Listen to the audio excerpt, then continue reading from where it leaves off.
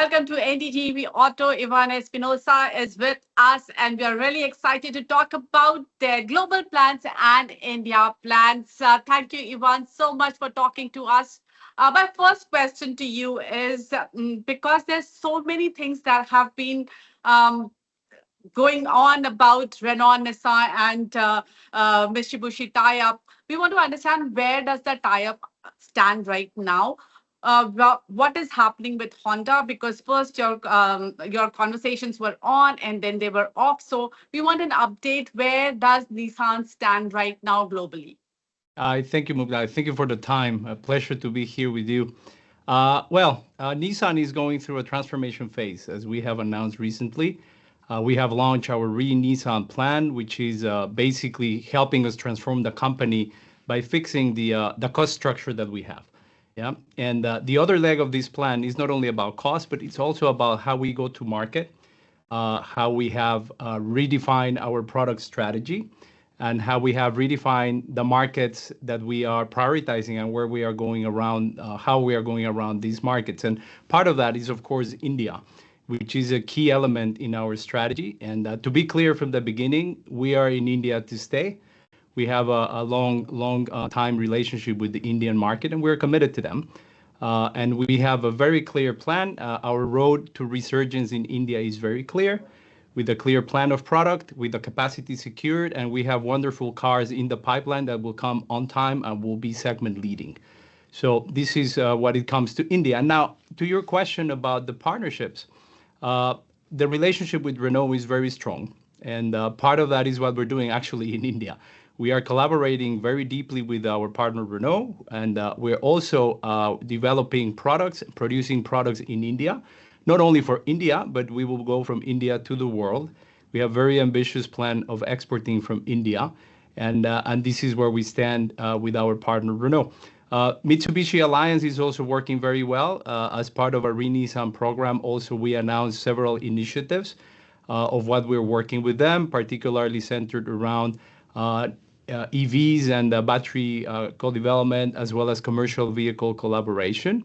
And with Honda, we are exploring new intelligent vehicle technologies around software, around battery technology, and we keep working with them in several projects as we speak. So the relationship with the partners is the third pillar of Re-Nissan plan, and we are very actively chasing this one. Yeah. You know, Ivan, we have been hearing this that India is a very important market. And when the ARC plan was announced, then too, India was mentioned specifically. But my question is, if India is so important, then what was the reason for you to sell stake in the manufacturing plant to your partner Renault? It was simply a rebalancing on our shared structure, but the priority of India hasn't changed. We have, as I said, a very good relationship with our partner Renault. We have secured the product pipeline, and we have capacity that we have agreed with Renault. So we are in India for India to stay in the future with us, and we are committed and sure that we will be delivering exciting cars to the Indian consumers. Ivan, I want to ask you this a little bit, maybe bluntly. See, from where we stand, when we see Nissan in India, first of all, your product portfolio is limited to say the least. And it has been like that now for not 1 year, it's many years now that it has been like that. Then the products that you are bringing in, your partner Renault is also working on the same kind of projects. So how do Indian customers believe in your identity? What does Nissan stand for in India? If a person is in the market, maybe even when you launch your new products, right now you have only one product, but when you launch new product, then too, they have the same option with your partner. So where does Nissan stand? What is it that Nissan brings to the table? Yeah, well, we will very quickly move from a one or two product company to a 5 product company in India. And these products, as I said, will be segment leading. These are products that were designed by Nissan designers and worked upon with the planning team in Japan. So these products are delivering what Nissan stands for. Of course, there's a partnership that we are working with Renault. Products are engineered together in the R&T BCI center. So these are products that are co-engineered in the center and produced in RNA IPL. So it's a fruit of the alliance, and it's, I think, a very good symbol of how we can collaborate within the alliance to provide value to our customers while we protect our identity. Good example is Magnite. So Magnite is also a fruit of the alliance, and it's a car that is full of its own identity, and it's a very successful product that describes very well the attributes of Nissan, because we take a lot of care on making sure that the Nissan attributes are protected in every single product that Nissan does. Either it's engineered in Nissan or it's engineered together with a partner, like it's the case of the products that we will be launching in India in the near future. You spoke about how you want India to be your export hub as well. Wouldn't it have been a little bit better if you had a little bit more stake in the manufacturing plant?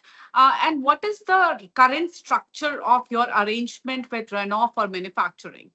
Yeah, I think the shareholding arrangement doesn't change what Nissan can deliver in the market. Yeah, this is just a business discussion that we're having with our partner, and it's something that is not affecting our competitiveness, our time to the market, or our capability to bring very competitive and exciting products to our customers. So this has been secured in the discussions that we have with Renault. We have enough product in the pipeline. We have the right capacity, and we are very excited to roll out these products, which, as I was saying at the beginning, are engineered by are designed by our designers in Yokohama, co-engineered in India, to bring the best of the best that we can into the Indian roads, and also to take advantage of a great competitiveness that we have in India to export to many, many markets. To give you an image of how much we will be, bringing outside of India, we're targeting around 100,000 units to be exported out of India towards the end of 2026, 2027. Yeah. So it's really important. Okay. Now, I'll tell you something. Indian market is as any other market as well, but I think Indian market is changing rapidly. We see companies now bringing their facelifts much sooner because customers demand that. With the current structure, as we understand, I think Indian calls are mostly routed through Europe. So, how nimble are you to change your plans or adjust to customer demands in India? Actually, very nimble, because it's a beauty that we have the engineering center there and the factory as well. So we are very reactive. We can move very quickly, and the fact that we have two actually companies, two partners working behind, it's adding to this. Because if we identify something that has to be updated, we can leverage on each other and bring these solutions quicker in a more organized and quick fashion with cost competitiveness to deliver a great car to our customers. So it's really a good setup that we have. So from the outside, it might be seen like the relationship is weakening, but it could not be more far from this. Yeah, the reality is we have a very close relationship with our partner Renault, and we are very happy and excited to bring these cars to our Indian customers and also use the Indian competencies and capabilities to bring the products outside of India. I'm gonna say something. Yeah, you said that you're very nimble, but the history doesn't show that. Magnite has been in the market for some time now. Yeah, there have been some facelifts, some updates on the Magnite, but the product launches themselves have taken way too long. So much so that it customers have almost forgotten Nissan. There's just one product, only one segment, and there too, your positioning is on the value side with Magnite.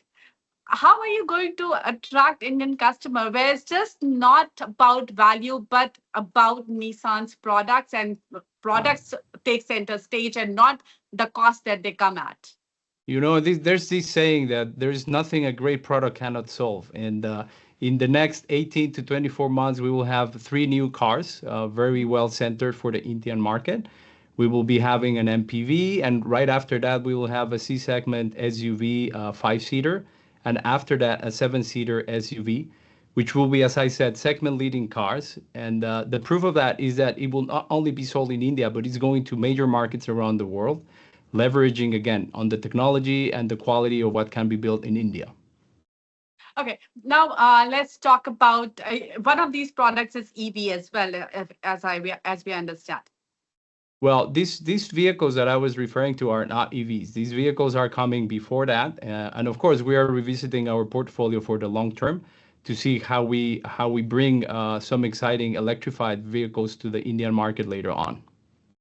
So are you planning to get India-specific EV, or because you have EV products in your portfolio, that's something that you're planning to bring?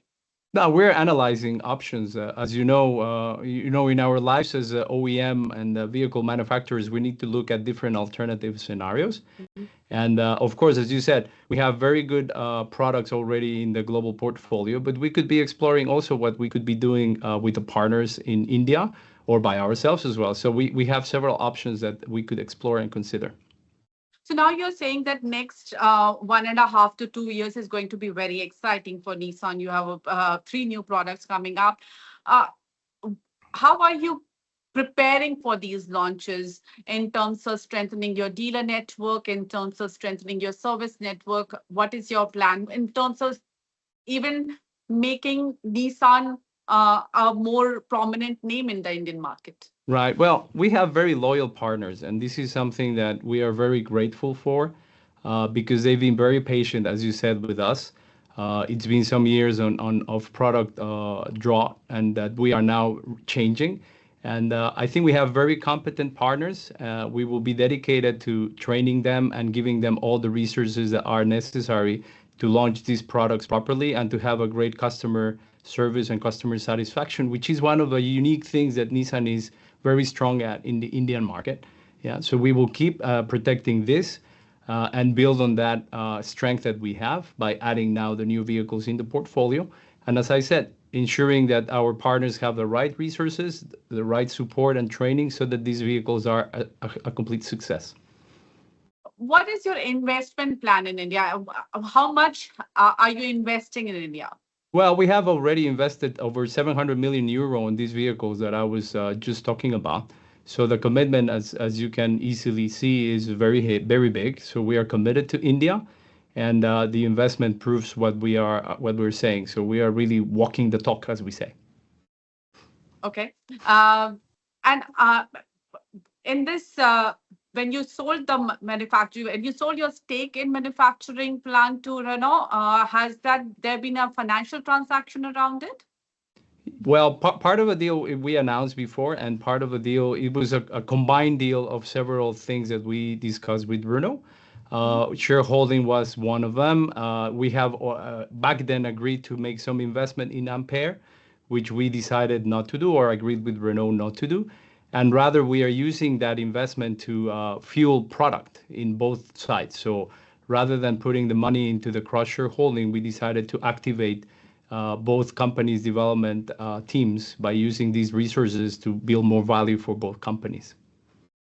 Okay. Now, in your strategy for India, now these products you have already decided. We have heard about them several times, but going going ahead from here, uh, what is your powertrain strategy? You said that you are evaluating EVs. Is hybrid also something that you would consider for India? Well, we are observing the market trends, and of course, there are several options, as I was saying before. Hybrid is one of the things that we are observing very closely, together with potentially battery electric vehicles. Yeah, so we're looking at both. And uh, by when do you think you need to decide? Like, what are your timelines internally for making a decision for India? What is your product strategy going to be from here on? Yeah, well, for the moment, our focus is to launch these three cars that I just mentioned to you. This is the focus that we have now, making sure we reinvigorate and revitalize our partners, our dealers, make sure we have a sustainable restart and reborn of a Nissan brand in India. And this is what we are dedicated for at the moment. Going back to your dealership network, do you think with the three products that you are coming up with, the current dealership network suffices, or are you planning to expand it? What is it that your strategy there? Yeah, for the moment, I'm not aware of any plans to change the network. As I said, the focus is to launch with the vehicles that we have, utilize the partner base that we have, which, as I said, is very loyal and has been with the Nissan brand for long. And it's time for us to bring them the right product so that they can make a good sustainable future. With these three new products, what is the market size that you would, what is the market share that you would like to have? I'm not Well, saying what would you get, but what would you like to have? I don't have the market share in mind, but the image of volume that we are seeing with the three new cars is to get around 100,000 units in total. Yeah, so when you look at the numbers, it's around 100,000 units for India and 100,000 units to be exported out of India. So these are the high-level targets that we are considering for the moment. Okay.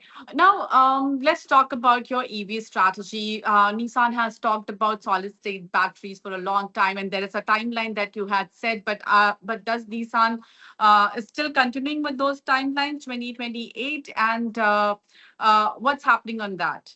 Yeah, we continue with the targets that we have announced. We keep working on our all solid state battery because we do believe this is a game changer that will really change the way EVs are built, with the density that these batteries can have.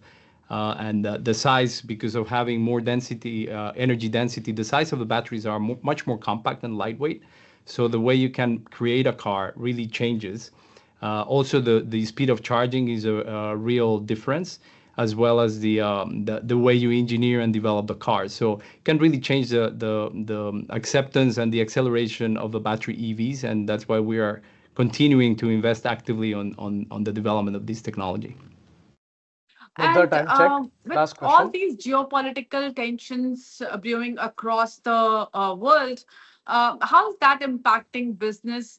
Uh, of course, there are many unfortunate wars happening right now, but besides that, there is also an imbalance on the trade side where different countries are coming up with different restrictions. For example, China had a rare earth magnet restriction. How is that impacting business? Yeah, well, it's making our lives as OEMs a bit more complicated, as you highlighted. The beauty of Nissan is that we are a very global company. Our footprint is pretty wide. So we have operations in most major regions and markets across the globe. And this allows for flexibility. The other thing that helps is having partners. Yeah. So we can work together with partners that, in the case we have a specific regional constraint, we can work together with partners to build scale together, like the case of what we're working on with Renault in India. This is a very good example of how you can leverage together with a partner to make very good competitive product, and building scale together. So this is the other beauty of what Nissan has. So we have this wide coverage around the world, and we have a very reliable network of partners that we can work on together to make very competitive and exciting products. So this is a way of us coping with these regional geopolitical tensions that exist in the world today. Ivan, I know you took over Nissan some time back, and you have now seen Nissan in its global form. Nissan has one name which has been in the market for a long time, was always a haloed brand, known for reliability. But now in this fast-changing world, what do you think? Because we have lost very little time left. So what do you think are your key challenges, and where do you see opportunities that are going to propel Nissan? And what is it? Uh, what will Nissan look like, say, 5 years down the line? Well, in the short term, the challenges, as I was just mentioning at the beginning, is to execute our re-Nissan plan. We need to bring the company back to its right footing. And once we have this stability, we will be able of sprinting forward. And the beauty, as I was saying, of Nissan, you were asking about the strengths. One is our worldwide footprint and the coverage that we have, which allows us to pivot and move around the different geographies to have a stable business operations around the world in an efficient manner.